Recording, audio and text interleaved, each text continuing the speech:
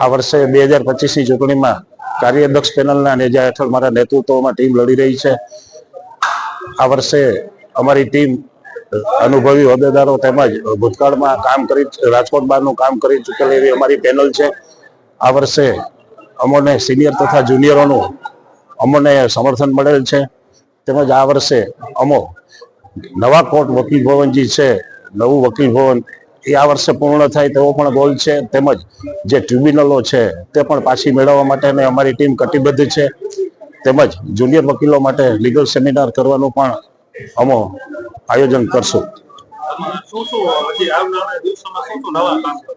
નવા કામમાં વકીલ ભવન જે અમારું છે, જે 3.5 કરોડ રૂપિયા 2023માં મંજૂર થયા હતા, એ આ વર્ષમાં પૂર્ણ થાય એવી અમારો લક્ષ્ય છે. તેમજ જુનિયર વકીલો જે છે એના માટે નવો કાયદો જે આવ્યો છે તેમાં સેમિનારનું આયોજન તેમજ